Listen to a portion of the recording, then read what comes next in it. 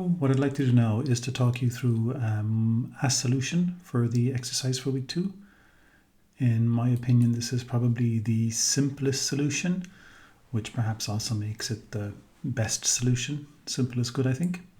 So here we will have our basic bog standard bits of HTML that we'll have pretty much in any document, remembering that the PHP is embedded in a HTML document.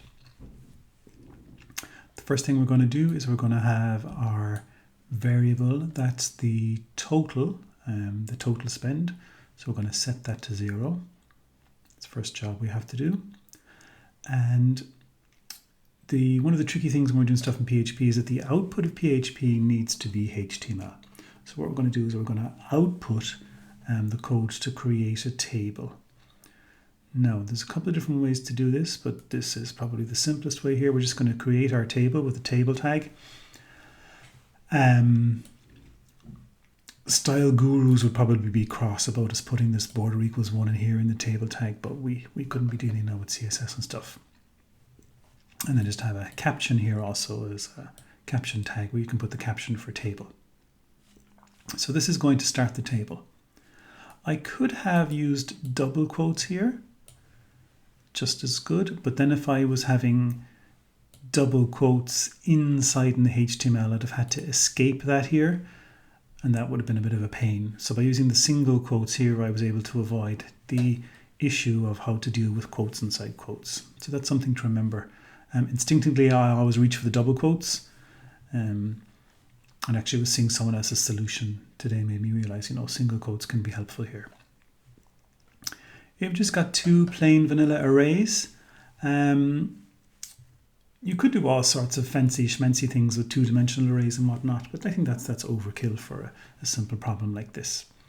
So we just have our two arrays there, one for the months and one for the values. Here I'm using a numerical for loop where I'm going from 0 to 11. It's worth remembering that all arrays will start with 0. The first element of an array is going to be the 0th element. It's going to be element number 0, not element number 1. So December will be like the 11th month.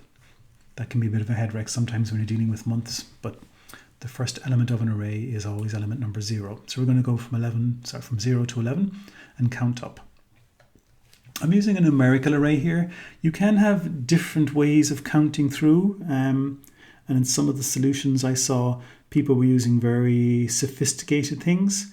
I like to keep it simple though. I just going here from 0, 1, 2, 3, 4, 5, 6, 7, 8, 9, 10, 11. For me, that's the simplest way. So we've output our table tag. To begin a row then, we're going to have to do a tr tag, and then each table data cell is going to be TD. So we're outputting TR TD, and then we're going to output the month number X. Okay. We're going to close off that TD tag.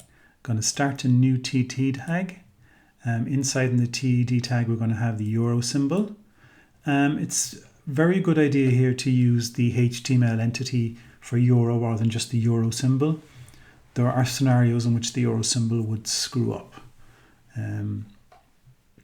have a space, then we're outputting the item number X from the array spend. Then we're closing off the TD tag, the second one, and then we're closing off the TR tag. So that would be a complete row then in the table done. I'm joining all the bits together here with the concatenation, using a dot here in PHP to do a concatenation, string concatenation. In some programming languages, that would be like an ampersand or a plus or whatever. In PHP, it's a dot. Now, you'll notice here that I haven't gone for any of the variable substitution tricks. I mean, we could here have done like a double quote at the beginning and a double quote at the end, and then all of the variables could have gone in using variable substitution and stuff.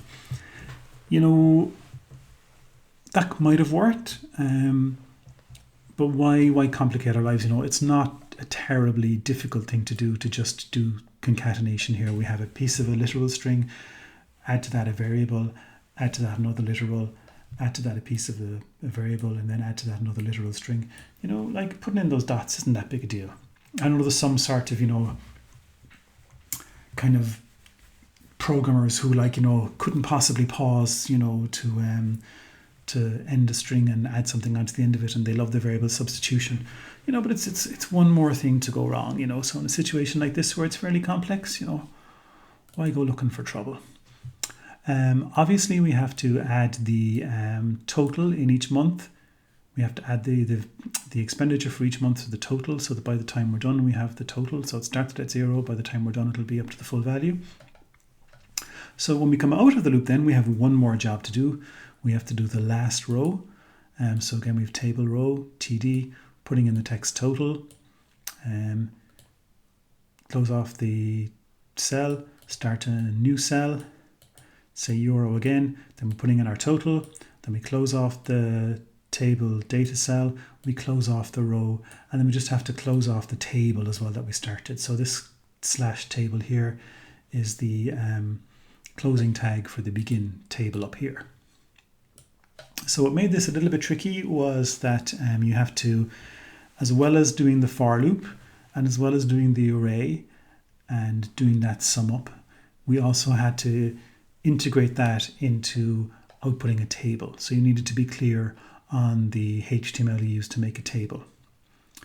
And in this solution, I haven't used variable substitution at all, which I think was a good choice, because with all these tags coming and going and stuff, it could have been a bit of a head wreck.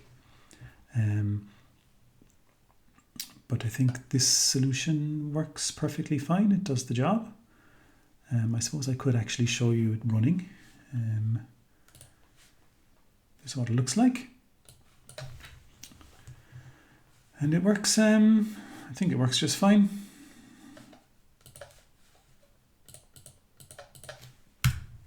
There we go. I didn't say that's actually...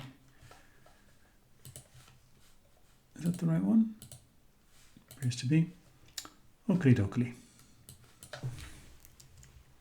Now, there are other solutions. You could have had more complex business with the arrays. You could also have done variable substitution. A sensible thing that people do is, if you are going to have long strings of text, what you might like to do is put those into a variable and then output them all in one go with the things that you want. That's an approach too. But I think this is the simplest possible approach that you could have taken for this exercise.